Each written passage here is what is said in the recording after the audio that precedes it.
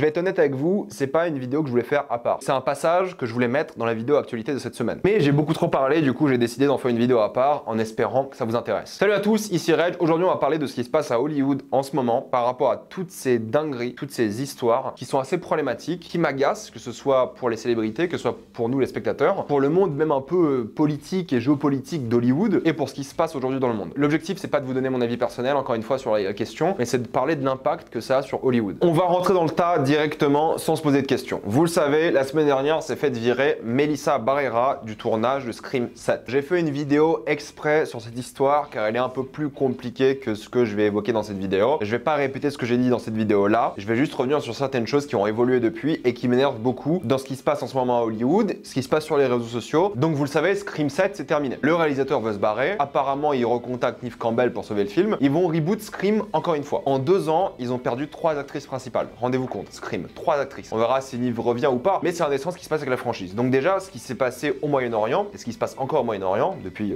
longtemps, a déjà entre guillemets changé une saga pour toujours. C'est un impact en soi dans l'histoire du cinéma qui est intéressant. Petit rappel, Melissa Barrera s'est fait virer, et je cite la boîte qui l'a virée, pour antisémitisme, et ensuite l'utilisation de termes comme génocide et nettoyage ethnique par rapport à ce qui se passe à Gaza. Je vais revenir un peu sur ça. Pourquoi? Parce que je trouve que le mot antisémitisme, il revient beaucoup en ce moment de manière non légitime. Encore, les termes génocide, nettoyage ethnique, ce sont des termes forts, ce sont des termes compliqués dans une situation complexe qui ont beaucoup de signification. Donc les utiliser, je peux comprendre pourquoi un studio de cinéma ou n'importe quel employeur serait un petit peu en colère par rapport à ça. J'ai mon avis sur la question, c'est pas le but de vous le partager, mais je peux comprendre que ces termes-là qui font pas un consensus, que ce soit chez les historiens, que ce soit chez les journalistes, que ce soit chez les politiques, même si eux on peut pas vraiment leur faire confiance, il fait pas vraiment consensus et je peux comprendre pourquoi il peut vexer. Je peux comprendre pourquoi ces termes-là peuvent être vexants et forts. Petit parallèle un peu étrange, mais c'est aussi pour ça qu'au début de la guerre de l'Ukraine, de la fameuse invasion, les dirigeants politiques avaient peur d'utiliser le terme criminel de guerre pour qualifier donc le gouvernement russe. Ils l'ont fait depuis, mais c'est des termes qui ont un poids, qui ont un enjeu politique et qui changent la perception d'une entreprise, par exemple, par rapport au public. Même si j'ai l'impression que ma génération à moi est bien plus pro-Palestine que beaucoup d'autres, donc le public à voir qu'est-ce que ça concerne, c'est indéniable que ces termes-là ont une connotation forte. Mais le problème vient dans les deux sens, c'est-à-dire que si ce terme a une connotation forte, mais surtout que c'est des termes qui sont pas taillés dans le marbre, il n'y a pas de consensus dessus, c'est pas comme si l'ONU ou tous les pays de l'Ouest ou du monde entier avaient dit que oui, c'est un génocide. Vu qu'il y a débat sur la question, d'un point de vue personnel, pour moi, ce n'est pas légitime de virer quelqu'un pour ce terme-là. Les autorités internationales n'ont pas dit que ce n'était pas un génocide, mais elles n'ont pas dit non plus que c'en était un. Du coup, il y a un vrai débat. C'est pour ça que je trouve que l'utilisation de ces termes-là est fort, mais je trouve que c'est sévère de virer pour ça. Après, les entreprises font ce qu'elles veulent, je suis d'accord, mais c'est sévère. Ça, c'est un avis personnel. Vous pouvez penser ce que vous voulez, mais je pense qu'on est tous d'accord, peu importe votre avis sur la question, que ce terme-là est ouvert à débat. Et c'est pour ça que je trouve ça sévère de virer quelqu'un sur ce terme-là. L'aspect antisémitisme, virer quelqu'un pour antisémitisme juste parce qu'ils ont partagé leur soutien à la Palestine, je trouve ça plus que sévère, je trouve ça injuste, et à leur place, je porterai plainte. Mais bon, vu que l'excuse, c'est pas juste l'antisémitisme, mais les autres termes, là, il y a un autre débat. Mais c'est fou parce que même quelqu'un comme Dominique de Villepin, je sors un peu du cinéma, excusez-moi, j'ai vu son speech à Quotidien récemment, même lui se fait traiter d'antisémite. On est quand même dans un monde où Dominique de Villepin, l'un des politiques français les plus calés en géopolitique et les plus marquants des années 2000, tout le monde se rappelle de son speech au début des années 2000. C'est une icône dans la géopolitique française, cet homme. Même lui se fait traiter d'antisémite alors qu'il a des arguments qui sont cohérents, qui sont pas personnels, qui sont juste des faits. Mais lui a l'intelligence entre guillemets de pas utiliser des termes aussi forts parce qu'il sait ce que ça veut dire. Alors que les acteurs, peut-être, eux, se sont lancés sur des termes qu'ils ne maîtrisaient peut-être pas et qui faisaient moins consensus. Mais même lui avec des termes que je trouve honnêtes et sans aucune haine derrière, parce qu'à la limite, les acteurs, je peux comprendre que certains y voient de l'antisémitisme un petit peu parce qu'on sait jamais ce que pensent des acteurs et c'est vrai qu'il y a une montée de l'antisémitisme à chaque fois qu'il y a ce genre d'événement et ce n'est pas normal. C'est vrai que Dominique de Villepin, je trouve ça illogique. Mais c'est ça que je veux dire, c'est que critiquer tous les acteurs d'antisémites juste parce qu'ils ont montré leur soutien à l'État de Palestine, je trouve ça extrêmement injuste. Oui, peut-être il y en a qui le sont, et oui, il faut combattre la montée de l'antisémitisme qui fait des ravages de plus en plus en France et dans le monde. Ce n'est pas normal, mais vous pouvez critiquer le gouvernement d'extrême droite extrémiste israélien sans être antisémite. Vous pouvez adorer le peuple israélien sans aimer le gouvernement. Vous pensez que tous les Israéliens qui vivent à Israël, ils aiment le gouvernement? Vous pensez pareil que les Russes, ils aiment le gouvernement russe? Détester un gouvernement, c'est pas détester la religion du gouvernement, c'est pas détester l'ethnie du gouvernement. Ça, faut le comprendre. Et ça, je pense que les gens, surtout aux États-Unis, s'emportent beaucoup sur ça et virent des gens comme ça. Il y a ça, premièrement, que je trouve un peu problématique. De l'autre côté, il y a un truc qui m'agace fortement sur les réseaux sociaux et que je vois sans arrêt, c'est cette volonté des journalistes, des gens de manière générale, d'aller chercher des célébrités qui ont partagé un drapeau d'Israël et c'est bon, ils veulent tuer des civils à Gaza. Il y a eu plusieurs exemples, je vais en citer quelques-uns. Le premier, c'est Mark Hamill, après l'attaque terroriste qui a eu lieu le 7 octobre, il a partagé le drapeau d'Israël en disant qu'il soutient le peuple d'Israël. Réaction que je trouve honnêtement normale. Et ça va dans les deux sens. Tu peux soutenir les victimes israéliennes sans vouloir bombarder Gaza. C'est ça qui m'énerve, c'est l'extrémisme des deux camps. Vous comprenez à quel point c'est énervant et pénible. Donc là, d'un coup, j'ai vu plein de gens sur les réseaux, et genre beaucoup, en mode Mark Hamill a rejoint l'Empire et des choses comme ça. Il y a un moment, stop. Je pense pas que Mark Hamill veuille l'extermination de civils à Gaza. Je ne le pense pas. Il voulait juste partager son soutien à un pays qui a vécu une attaque terroriste, comme il a fait à chaque attaque terroriste. Pour moi, mettre sur une liste tous les acteurs qui ont partagé un drapeau d'Israël, c'est une blague. Après, je suis d'accord qu'il faut critiquer les acteurs qui vont trop loin. J'en ai cité plein ces dernières semaines qui parlent de sionisme de manière un peu trop plaisante, ou qui pour le coup disent que tous les gens à Gaza sont des terroristes qu'il faut tuer. Il y en a des acteurs qui l'ont fait. Ça, je trouve que c'est problématique et il faut énormément les critiquer, et eux mériteraient d'être cancel aussi. Si on a critiqué l'utilisation de termes génocide, mais l'autre côté ceux qui disent des dingueries sur Gaza, faut aussi les cancel. On en parle après de ça d'ailleurs. D'ailleurs, Netflix, d'après les rumeurs, est en colère par rapport à ce qu'a dit Noah Schnapp. Mais c'est ça l'hypocrisie, c'est que si Noah Schnapp n'était pas un point majeur de la dernière saison de Stranger Things, je pense qu'il serait parti. Melissa Barrera, vu qu'elle a pas ce star talent et cette importance, elle s'est fait virer. Mais lui, vu qu'il est vraiment important pour la dernière saison, ce qui est assez ironique Noah Schnapp quand tu sais qu'il a joué un enfant palestinien israélien dans un film, peu importe, j'ai pas vu le film, mais c'est le synopsis, apparemment ça a énervé Netflix. Apparemment ils se sont dit non mais là il y a un problème. Et pareil, je pense que si un gros acteur demain dit qu'il soutient la Palestine, si c'est un gros acteur avec beaucoup d'argent en jeu, aucun problème. C'est juste les petites stars qui se font détruire. Pour revenir à ce que je voulais dire, c'est que vous ne pouvez pas condamner tous les acteurs qui partagent un drapeau d'Israël. De la même manière, vous pouvez pas condamner tous les acteurs qui soutiennent la Palestine. Ça me fait beaucoup penser à l'histoire de Neil Druckmann. Donc Neil Druckmann, le showrunner de la série The Last of Us sur HBO, et le créateur de The Last of Us, le deuxième jeu surtout, parce que c'est en rapport avec Israël. Neil Druckmann l'avoue lui-même, parle de lui, ce qu'il a vécu en tant qu'Israélien. Moi, ce qui m'a le plus énervé dans cette histoire, c'est que oui, on sait très bien que Neil Druckmann est israélien, on sait très bien que forcément il a une attache personnelle à l'État d'Israël, au peuple israélien, au peuple juif et aux victimes de son pays. C'est normal, c'est son pays. Mais le pire, c'est que lui avait partagé sur Instagram qu'il avait donné 2500 $ aux victimes israéliennes et 2500 $ à l'association sur le Moyen-Orient. Je sais pas s'il s'occupe surtout de la Palestine ou de manière générale du Moyen-Orient. Je crois que c'est l'association sur le monde arabe. Même lui, en ayant partagé ça, il y a quand même des gens qui disent c'est un sioniste extrême violent, alors que la preuve à l'image, même si c'est pour du marketing, c'est l'un des seuls que j'ai vu montrer qu'il a donné de l'argent aux deux causes. Et même là, les gens lui prennent la tête. Je ne comprends pas. J'ai vu un TikTok avec des dizaines de milliers de likes. Ils avaient pris le tweet de Neil Druckmann, ils avaient vu ok, t'as donné de l'argent aux deux causes, mais sur ton Instagram, il n'y a pas le drapeau de la Palestine. Mais c'est normal, c'est pas son peuple, la Palestine. C'est pas son pays. Mais ça veut pas dire qu'il a pas mis le drapeau de la Palestine, qu'il veut exterminer la Palestine. Et d'ailleurs, si vous avez joué à The Last of Us 2, le jeu est pas si pro-Israël que ça. Il est un peu plus complexe. Moi, c'est une chose que j'avais même pas remarqué en jouant au jeu, j'ai pas fait ce rapprochement-là. Alors qu'en vrai, en ayant lu après des choses sur des interviews de lui, tu fais directement le rapprochement. C'est ça qui m'énerve. Les gens sont en mode chasse aux sorcières. Ils sont en train de chercher tous les acteurs pour voir ce qu'ils pensent de la Palestine, d'Israël, sans raison. En ce moment, il y a le festival du cinéma marocain, il y a plein de journalistes qui posent des questions aux acteurs. Excusez-moi, hein, mais qu'est-ce que vous en avez à foutre de la vie des acteurs? Encore que des acteurs partagent leur soutien et tout, c'est leur vie, leur risque entre guillemets, même s'il devrait pas y avoir de risque, c'est aussi extrême dans les deux cas. Mais qu'est-ce que vous allez poser ces questions aux acteurs? Mais vous êtes journaliste, parlez-leur de cinéma, parlez-leur de leurs œuvres, de leur acting. Pourquoi tu vas poser des questions comme ça? Je ne comprends pas. Qu'est-ce qu'on s'en fout? Donc moi vraiment cette chasse aux sorcières, cette hypocrisie, que ce soit sur les réseaux, en mode on veut boycotter des acteurs qui ont mis un drapeau, on veut soutenir des acteurs qui ont dit le terme génocide, mais ils se sont fait virer, là je comprends le soutien. Cette sale ambiance proche du macartisme me dégoûte. Vraiment, ce n'est pas normal. C'est une situation plus nuancée que par exemple l'histoire de ce qui se passe en Ukraine. Faut comprendre que des gens ont des attachements personnels à certains pays et que c'est pas aussi simple que ça et c'est pas normal de virer les gens comme ça et de les accuser d'antisémites et tout. Moi j'avais juste envie de vous dire un truc. Si vous voulez boycotter des acteurs qui ont dit des choses extrêmes et graves ou des entreprises qui ont viré des gens pour des choses moins graves, vous faites ce que vous voulez. Mais n'allez pas chercher activement sur Google Pedro Pascal, qu'est-ce qui se pense de Palestine? On s'en fout. Les gens vont aller chercher des petites phrases, des citations en contexte, le fait qu'ils veulent pas répondre comme une sorte de soutien à Israël, à la Palestine. Arrêtez s'il vous plaît. Ça ne fait du bien à personne. C'est la vérité. C'est une vraie honte, je vous jure. Et de la même manière, si des gens veulent boycotter un acteur ou un film pour X ou Y raison, n'allez pas vous énerver contre ces gens. Par contre, pour moi, le boycott, il faut qu'il soit justifié. Il faut qu'il soit soutenu par quelque chose de concret. Mais ne laissez pas ces situations vous diviser, sauf pour les cas extrêmes, encore une fois. N'allez pas jouer au détective pour trouver des tweets d'il y a 25 ans d'un acteur sur un conflit. Et je trouve que l'inverse est important aussi. Et pour moi, c'est important de pas directement bloquer les gens de votre vie qui pensent différemment que vous sur cette histoire. Et ne détestez pas des gens qui boycottent des œuvres juste parce qu'un acteur a dit un truc qui peut être interprété bizarrement. Je veux bien le boycott de choses que vous trouvez extrêmes. Chacun son avis, c'est personnel. Très bien. Mais là, il y a un moment. La manière dont certains essayent de prendre à part des gens, des célébrités, des artistes, des politiques, des gens de la vie de tous les jours, des influenceurs, mais laissez-les tranquilles. Est-ce que vous avez vraiment besoin de la vie de quelqu'un? Je peux comprendre qu'on peut être offensé de choses qui ont été dites par des acteurs. Je peux comprendre qu'on peut être énervé par des partages ou des choses comme ça. Très bien. Mais encore une fois, c'est pas parce que quelqu'un partage un drapeau, une citation, une phrase, qu'ils veulent l'extermination des juifs ou l'extermination du peuple de Gaza. Vous vous rendez compte des raccourcis que vous faites? Après, moi, je l'ai toujours dit. Si un acteur en avait quelque chose à faire, et c'est triste de le dire, de sa carrière, surtout quand t'es suivi par beaucoup de personnes, quand t'as une présence en ligne et tout, c'est un acteur en avait quelque chose à faire, il fermerait sa bouche. Exemple, Mads Mikkelsen, il a été interviewé sur ça, il a dit non,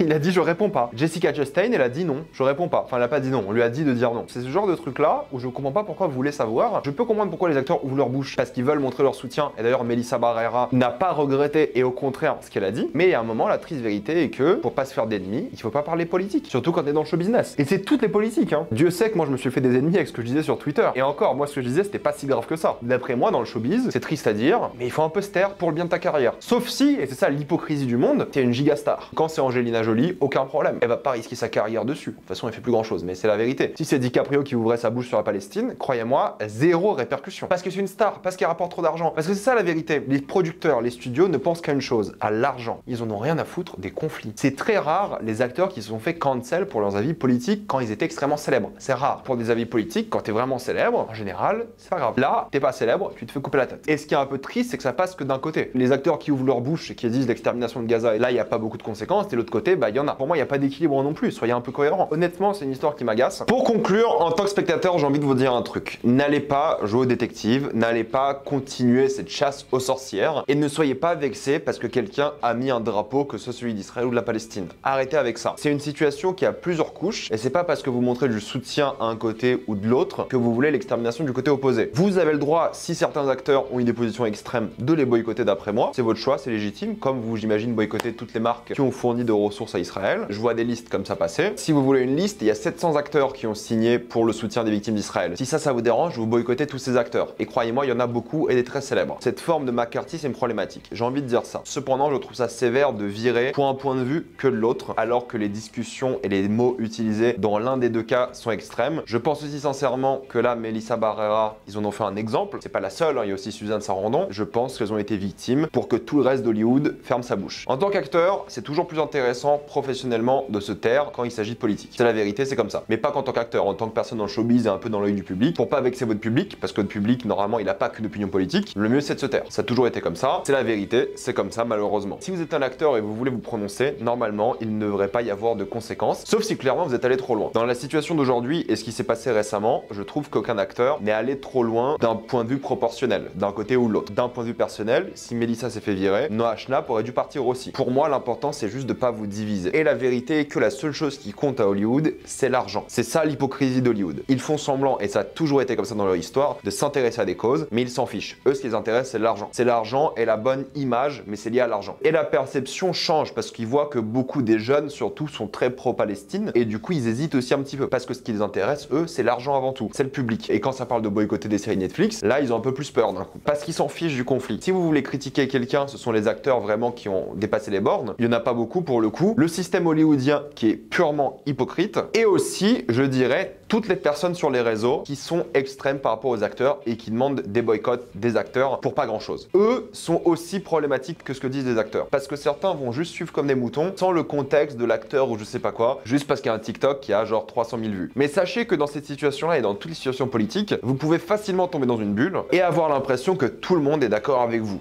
On le voit surtout sur les réseaux par rapport aux élections présidentielles en France et surtout sur TikTok où l'algorithme est fait pour vous. Donc vous avez l'impression que tout le monde est d'accord avec vous alors que ce n'est pas le cas. Donc ne commencez pas à faire n'importe quoi juste parce que vous avez l'impression que tout le monde est d'accord avec vous. N'oubliez pas les gens qui n'ont pas vos opinions, qui n'apparaissent pas sur votre page et surtout la masse silencieuse qui ou ne donne pas son avis ou qui s'en fiche totalement. Donc attention avec ça et je suis d'accord avec Dominique de Villepin sur ça. La domination qui existe à ce moment-là, c'est la domination de l'argent, la domination financière. C'est pour ça qu'ils ont critiqué d'antisémites parce qu'ils ont fait le rapprochement finance, antisémitisme, juif, tout ça quoi. Dinguerie. Il y a que l'argent qui compte. C'est juste ça qui les intéresse. C'est le problème de ce qui se passe en ce moment, c'est que tu soutiennes Israël ou Palestine, on va te prendre la tête. Que tu soutiennes les victimes des deux, on va te prendre la tête. Que tu t'en fiches, on va te prendre la tête. Que tu soutiennes aucun des deux, on va te prendre la tête. Dans tous les cas, on va te prendre la tête. Donc en tant qu'acteur et personnalité publique, tu ne peux pas gagner. Et c'est pour ça que je trouve ça hypocrite que les producteurs décident pour eux. C'est leur choix, c'est la liberté, d'accord, mais je trouve ça quand même sévère. Et ces situations proches du macartisme qui impose le silence aussi est problématique. Je vais m'arrêter là. Mettez-moi dans les commentaires ce que vous en pensez. Êtes-vous d'accord, pas d'accord? J'ai envie d'avoir votre avis. C'est un sujet compliqué, j'espère qu'il va vous intéresser. Mettez-moi tout ça dans les commentaires. Comme d'habitude, pensez à vous abonner à la chaîne pour voir les prochaines vidéos. Mettez un j'aime, ça aide beaucoup la chaîne. Suivez-moi sur tous mes réseaux pour plus de débats, critiques, actualités et concours. Et moi, je vous dis à la prochaine fois. Salut à tous.